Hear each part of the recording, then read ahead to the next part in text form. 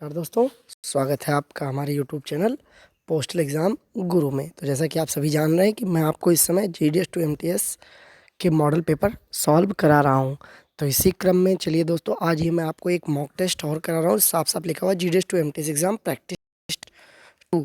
और ये हमारे चैनल का जो है, आप जानते हैं कि ये प्रैक्टिस टेस्ट 3 होगा। तो चलिए, और एक चीज़ और, पेपर शुरू करने से पहले अगर आपने अभी तक हमारा चैनल जो है पोस्टल एग्ज़ाम गुरु सब्सक्राइब नहीं किया है तो दोस्तों इसे सब्सक्राइब करें और हमारे वीडियोज़ को अपने दोस्तों के साथ शेयर ज़रूर करें। और मैथ्स की जो जो चाहते हैं कि जो एमटीएस का सिलेबस है मैथ्स की क्लास, तो जो मैथ्स की क्लास करना चाहते हैं वो टेलीग्राम चैनल ज्वाइन करें। चलिए दोस्तों, देखते हैं पहला प्रश्न। Lakshadweep island is under the jurisdiction of circle. तो मैंने आपको बताया था कि पहले ही इस तरह का एक क्वेश्चन लगभग हर आपको मॉडल पेपर में मिलेगा कि इसका ज्यूरिडिक्शन क्या है। तो ये पूछ रहा लक्षद्वीप जो द्वीप समूह है वो किस सर्कल के ज्यूरिडिक्शन में आता है। तो ये मैंने आपको बताया था और आप लोगों को आना भी चाहिए ये कि जो लक्षद्वीप है वो आपका, लक्षद्वीप की अगर बात करें तो लक्षद्वीप आपका आता है केरला में। इसका ऑप्शन ए करेक्ट है।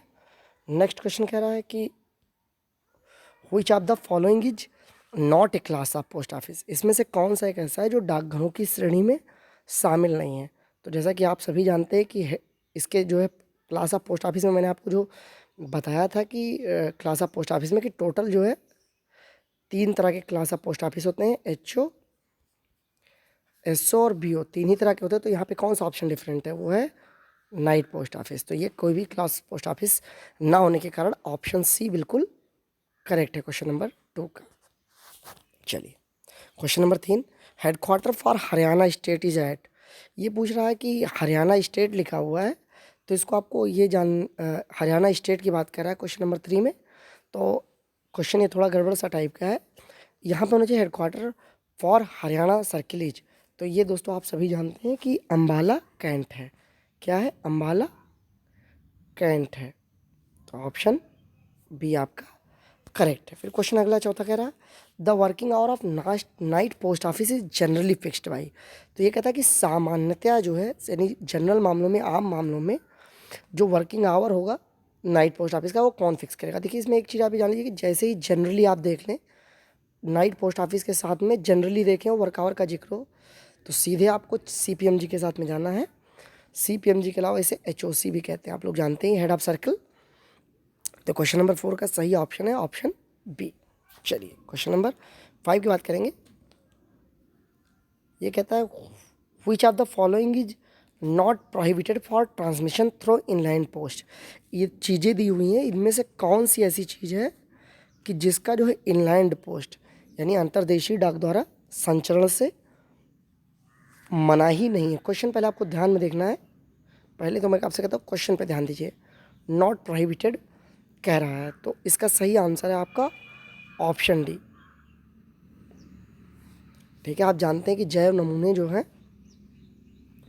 वो आप भेज सकते हैं, लिविंग क्रिएचर्स को भेजा जा सकता है। तो ये आपका सही ऑप्शन हो जाएगा ऑप्शन 5 का डी। चलिए, क्वेश्चन नंबर 6 देखते हैं।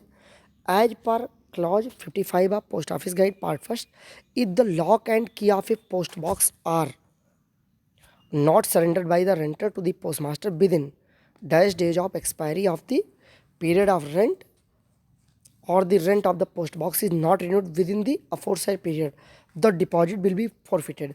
तो ये क्वेश्चन ये कहता है कि जो क्लास 55 है पीओ गाइड का, आप जानते हैं कि वो पोस्ट बॉक्स की लॉक एंड की के बारे में डील करता है। तो ये कह रहे हैं कि वो कौन सी अवधि कि जिसके भीतर उसको रेंटर को जो है सरेंडर कर देना। तो ये मैंने आपको बताया था जब मैं आपको पढ़ा रहा था, तो बिल्कुल मैंने आपको बताया था कि 15 दिन इसको याद कर लीजिए। तो इसका ऑप्शन सी जो है वो करेक्ट है। आप देखेंगे यहाँ पे 15 डेज। क्वेश्चन नंबर 7 देखिए। Under the one India one rate speed post articles weighing less than 50 gram are charge at rupees. ठीक है, at one India one plan आप जानते हैं। क्वेश्चन नंबर आप जानते हैं 7, तो आपको पता ही है कि इसको कितने रुपए में चार्ज किया था। तो इसका सही ऑप्शन है 35 प्लस आपको पता होगा कि जीएसटी। ठीक है, तो क्वेश्चन नंबर 7 का भी ऑप्शन बी आपका बिल्कुल करेक्ट है। क्वेश्चन नंबर 8 की बात करेंगे। The working of all post office under postal division is directly controlled by, कि जो डाक मंडल होता है उसके डाकघरों की जो वर्किंग होती है, कार्यप्रणाली, वो किसके द्वारा जो है, किसके नियंत्रण में होती है या किसके द्वारा नियंत्रित की जाती है। तो ये बहुत ही आसान सवाल, आप सभी को पता है कि एस पी ओज या S S P Os, full form में बात कर लें तो सुपरिंटेंडेंट और senior superintendent of post office. Question number 9 देखिए। What is the maximum limit for which insured article containing materials other than currency notes booking at the departmental सब office. तो ये कह रहा है कि करेंसी नोट की बात अगर ना की जाए तो वो कौन सी रकम है जिसके लिए आर्टिकल इंश्योर हो जाएगा। तो मैंने आपको बताया था कि 1 लाख है। करेंसी नोट की बात करें, यहाँ मैं आपको बता दूं, तो 20,000 होता है। और अगर फॉरेन में बात करें तो ये लिमिट जो है फॉरेन आर्टिकल की, फॉरेन की बात करेंगे 10,000, करेंसी नोट की बात करेंगे तो 20,000, इनलैंड में की बात करेंगे अदर की तो 1 लाख।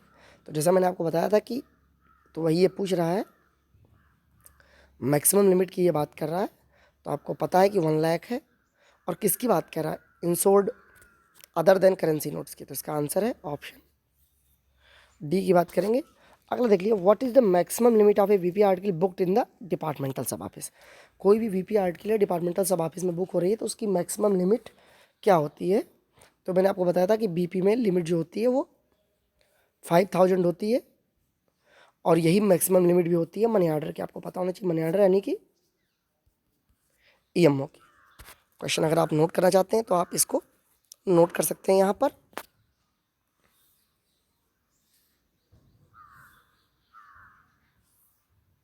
अगर आप नोट करना चाहते हैं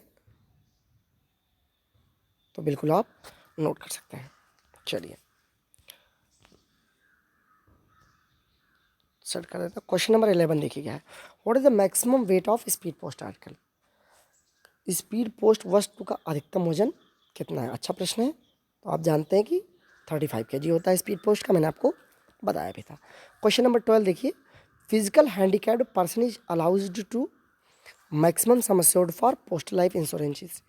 तो मैंने आपको जब पढ़ाया था पीएलआई का मास्टर वीडियो, तो वहाँ मैंने बताया था कि जो फिजिकली हैंडीकैप्ड हैं अब उनकी भी लिमिट आम के बराबर हो गई है और ये 50 लाख है। ये क्वेश्चन मैंने आपको पढ़ा रखा है कि कोई भी विकलांग व्यक्ति की अधिकतम सीमा क्या है। तो चाहे पीएलआई की बात करें चाहे आरपीएलआई की, जो सामान्य के लिए वही विकलांग के लिए। अब पहले वाली बात नहीं रहेगी, पहले विकलांगों के लिए लिमिटेड था, लेकिन प्रेजेंट सिनेरियो में जो मैक्सिमम होगा आम आदमी के लिए वही विकलांगों कह लीजिए, निशक्तजन कह लीजिए, दिव्यांग कह लीजिए, उनके लिए होगा। चलिए क्वेश्चन नंबर 13 की बात कह रहा है 1 CBPO हेडक्वार्टर इज सिचुएटेड। तो ये कह रहा है कि 1 CBPO का हेडक्वार्टर जो है वो कहाँ है। तो बताइए आप लोग कहाँ है 1 CBPO का हेडक्वार्टर। तो सभी जानते हैं कि 1 CBPO का हेडक्वार्टर न्यू दिल्ली में है। ये क्या है, 1 CBPO का HQ है। चलिए question number 14। The wait limit of book packet containing periodical. तो बुक पैकेट कंटेनिंग पीरियडिकल की वेट लिमिट क्या होती है। तो ये होती है 5 kg। 14 का आपका ऑप्शन डी करेक्ट है। 15 की बात करेंगे। Article marked doubtful are. जिन वस्तुओं पर डाउटफुल मार्क कर दिया जाता है उनके साथ कैसा व्यवहार होता है या क्या होता है। तो इसके लिए सीधा मैंने आपको पढ़ाया था, bill be open in the presence of addressee.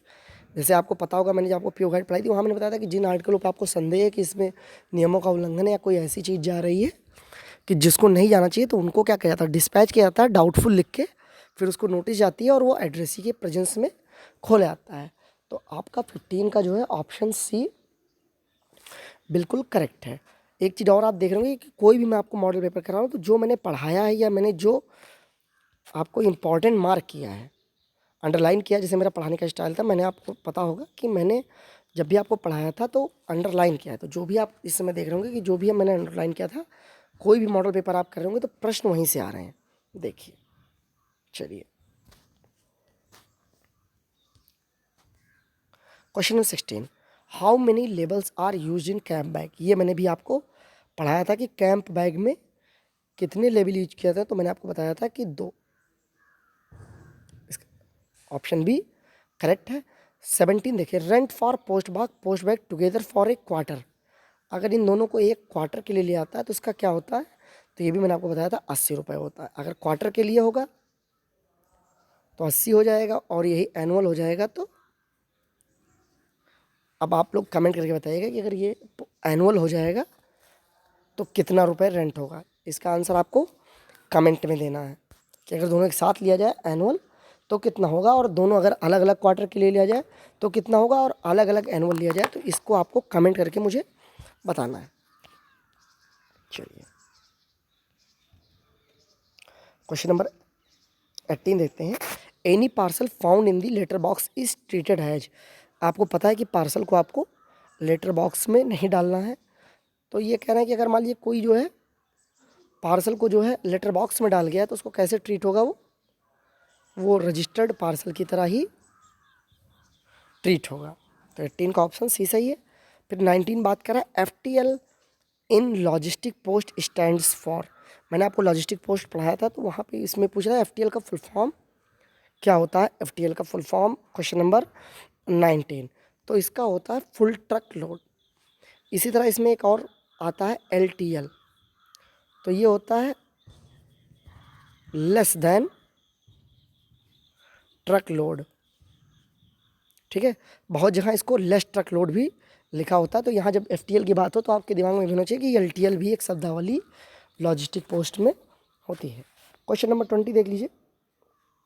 The size of a speed post article should not exceed dash metre in any direction. तो जो स्पीड पोस्ट वस्तु होती है उसका साइज किसी भी डायरेक्शन में किससे एक्सीड नहीं होना चाहिए। तो इसका सीधा सा मैंने आपको बताया था 1.5 metre. Question number 21, question number 21 की बात करें। Life insurance covered under PMJJY।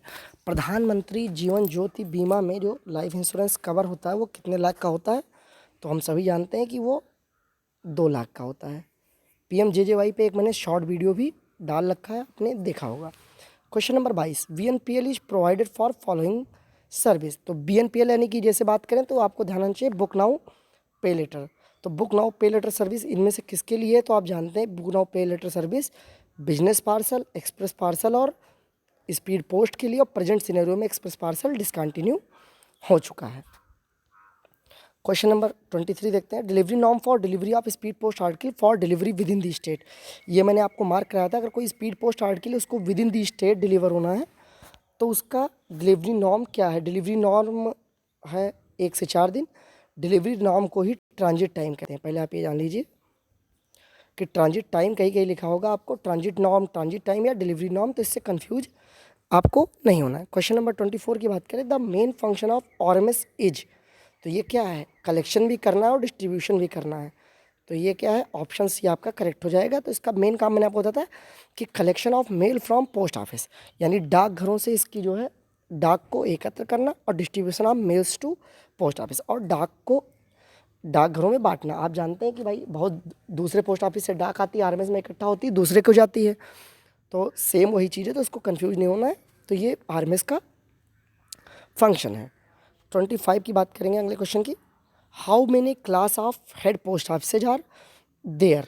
तो जो हेड पोस्ट ऑफिस होते हैं वो कितने प्रकार के होते हैं, तो वो होते हैं आपके 2 प्रकार के, गेस्टेड और फर्स्ट क्लास। ठीक है, 25 का आपका ऑप्शन बी बिल्कुल ही करेक्ट है। क्वेश्चन नंबर 26 के देखेंगे। The first class head office is under the control and supervision of. तो जो फर्स्ट क्लास का सब ऑफिस होता है वो किसके सुपरविजन में होता है, तो ये होता है, इसका ऑप्शन है आपका बी। फर्स्ट क्लास जो होगा यानी कि क्लास 1 भी कहते हैं, मैंने आपको बताया था, तो ये हमेशा होता है CPM के कवर अंडर में। ठीक है, क्वेश्चन नंबर 27 की बात करेंगे। Is there is a head office in a town, can there be a sub post office in same town और इट सबवर्स। ये कह रहा है कि अगर एक किसी स्थान पर जो है एक प्रधान डाकघर भी है तो क्या उसी टाउन में जो है एक सब पोस्ट ऑफिस भी हो सकता है, तो बिल्कुल बिल्कुल हो सकता है, आप लोग को जानते हैं। तो ये आपका ऑप्शन बी करेक्ट हो जाएगा। तो अगर होगा तो उस सब ऑफिस को क्या कहेंगे, तो उसको आप जानते हैं TSO कहते हैं, टाउन सब पोस्ट ऑफिस 27 का आपका ऑप्शन भी बिल्कुल करेक्ट है। चलिए 28 की देखते हैं। The use of transit offices, कि ट्रांजिट ऑफिस का उपयोग क्या है। ठीक है, तो इसको आप सीधा जानते हैं कि ट्रांजिट ऑफिस का यूज़ क्या है, to reduce the number of loose bag, जो खुले हुए थैले हैं उनकी संख्या में कमी आए, इसलिए ट्रांजिट ऑफिस का यूज किया जाता है। Question number 29, if a transit mail office is functioning in the night set which works throughout the night, how many batches will be there. कह रहा है कि एक टीएमओ है, ट्रांजिट मेल ऑफिस, जो रात में करता है, पूरी रात फंक्शन करता है, तो वहाँ पर जो है कितने बैच होंगे, तो कितने बैच होंगे वहाँ पर, 2 बैच होंगे। अगर पूरी रात फंक्शन करेगा तो आपके 2 बैच होंगे। क्वेश्चन नंबर 30 देखते हैं। The officer in charge of A set of transit section is called. तो पहले आपको इस तरह का क्वेश्चन में देखना है कि ये बात किस चीज़ की कर रहा है। तो ये बात कर रहा है सेट ऑफ ट्रांजिट सेक्शन की। तो जब भी ट्रांजिट सेक्शन की बात होगी तो उसका मेल एजेंट भी हो सकता है, मेल गार्ड भी हो सकता है। देखिए ट्रांजिट सेक्शन का officer in charge, mail agent, mail guard दोनों हो सकते हैं, इसलिए सही इसका आंसर है ऑप्शन डी। तो यहाँ तक अभी आपने किया तो आपने ये देखा होगा कि मैंने जितना भी आपको इम्पॉर्टेंट बताया है वहीं से प्रश्न आते हैं, और जो मैंने आपको मॉडल पे क्वेश्चन करा रखे हैं मालूम 5th के, उसी से प्रश्न आते हैं। क्वेश्चन को क्या किया जाता है, थोड़ा बहुत इधर उधर घुमा दिया जाता है, कभी लैंग्वेज बड़ी हो जाती है और कभी लैंग्वेज को जो है छोटा कर दिया जाता है। चलिए अब हम करेंगे अगले नेक्स्ट क्वेश्चन जीके के। हो गया।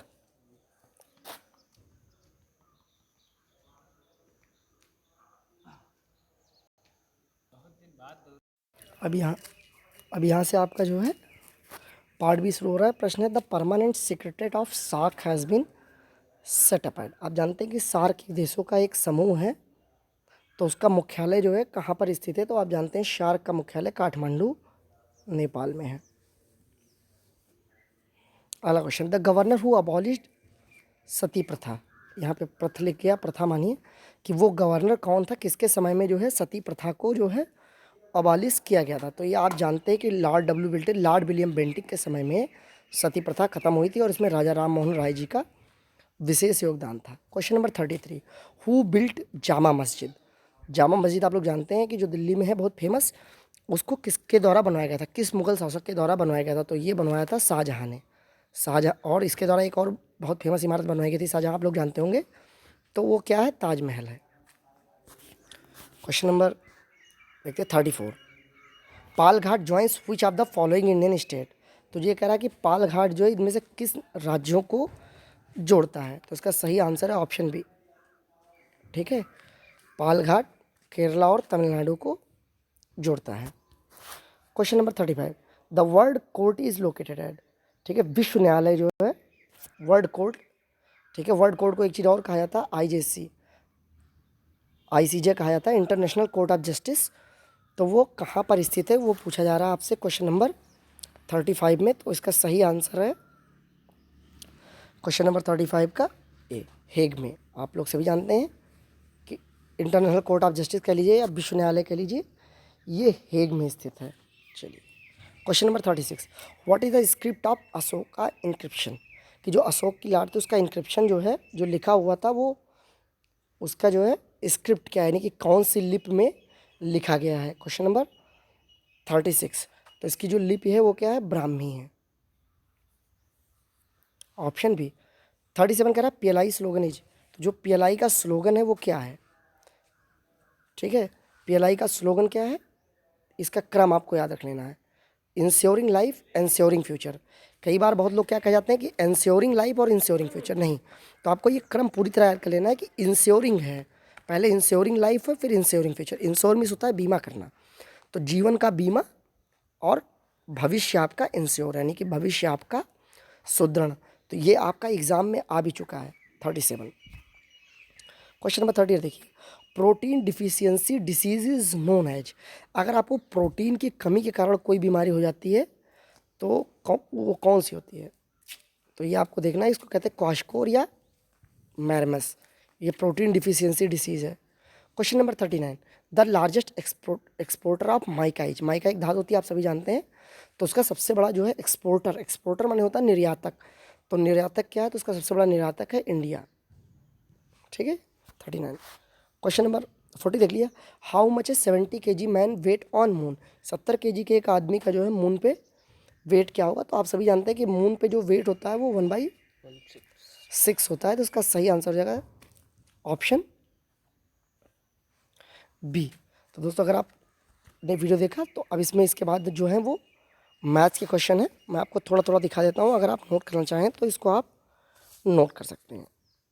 थोड़ी देर में आपको दिखा दूंगा, तो आप इसको देखिए, और अगर आप नोट कर पाते हैं तो स्क्रीन अपनी पॉज करके इसको जो है नोट कर लीजिए।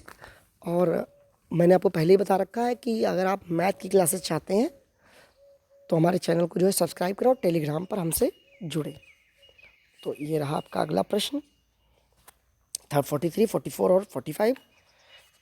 इन सभी को आप अपनी मेहनत करके आप इसको जो है नोट कर लें और इसको सॉल्व करें। और सॉल्व करने के बाद आपको क्या करना है कि जो आंसर है वो कमेंट बॉक्स में हमें बताना है। तो मैं बताऊंगा कि इसका आंसर सही है, और जो ये मैथ्स के क्वेश्चन है इसको आप करिए, और इसका आंसर मैं आपको कल शाम को कमेंट में दूंगा पिन करके। चलिए क्वेश्चन नंबर देख लीजिए, 46, 47 और 48। अब अगर बहुत से लोग ये चाहते हैं कि इसको मैं नोट्स कैसे करूं, तो नोट करने के लिए आपको स्क्रीन को पॉज करके इसको आप नोट करिए। चलिए अगला देख लीजिए, क्वेश्चन नंबर 49 और 50। इसी के साथ जो ये हमारा टेस्ट सीरीज जो है, अब इसके बाद मैं आपको एक मॉक पेपर और कराऊंगा, और थोड़ा मेरा स्वास्थ्य इस समय गड़बड़ है इसलिए मैं बना नहीं पा रहा हूँ मॉक पेपर, तो मैं भी आपको कराऊंगा। अभी मेरे पास एक मॉक और भी अभी रेडी हुआ रखा है, तो वो भी मैं आपको जल्दी से करा दूंगा। और फिर मैं आपसे वही कहता हूँ कि रिवीजन अगर आपको करना है तो सारे वीडियोस उपलब्ध हैं, ऐसे पोस्ट पर भी देखिए, आपने देखा होगा कि वहाँ पे लिखा हुआ है कि कंप्लीट पैकेज, आपको वो चीज़ें आके पढ़नी है। और मैं आपसे कहूँगा खुद भी पढ़िए, लेकिन एक बार आप जान लीजिए कि आपको रिवीजन कैसे करना है। रिवीजन आप उन वीडियोज़ को देखिए जहाँ जहाँ मैंने अंडरलाइन किया, आपको बताया कि ये चीज़ें बहुत इंपॉर्टेंट हैं, ये चीज़ें बहुत एग्ज़ाम में आती हैं, तो उस पर आपको विशेष जोर देना है। और जो मैंने अंडरलाइन आपको कर दिया है वो आपको ज़रूर से ज़रूर पढ़ना है। और अब तक देखिए मैंने 2-3 मॉडल पेपर आपको कराया, तो आपने देखा होगा कोई भी क्वेश्चन ऐसा नहीं है कि जो पहली बार आपके सामने आया हो। यस भी अभी मैंने सेविंग बैंक पढ़ाया नहीं है, तो उसका प्रश्न अगर छोड़ दिया जाए, और देखिए आप मॉडल पेपर में भी देख रहे हो कि जो भी बना रहे हैं, हालांकि ये स्टैंडर्ड नहीं है, चूँकि आपके क्वेश्चन सभी टॉपिक से आएंगे और मैंने आपको बता रखा है कौन टॉपिक कितना इम्पॉर्टेंट है। तो इसलिए आप अभी से जो है दोस्तों तैयारी में जो है बिल्कुल उसको कम मत होने दीजिएगा। बहुत ही फेयर चांसेज हैं, जैसे जो लोग GDS2 पे में एलिजिबल नहीं थे, काफ़ी लोग GDS2 पोस्टमैन में सेलेक्ट हो गए हैं, और बहुत से ऐसे लोग हैं जो GDS2 पोस्टमैन के लिए एलिजिबल नहीं थे, वो MTS के लिए एलिजिबल हैं, और वैकेंसी काफ़ी अच्छी है स्टेट में।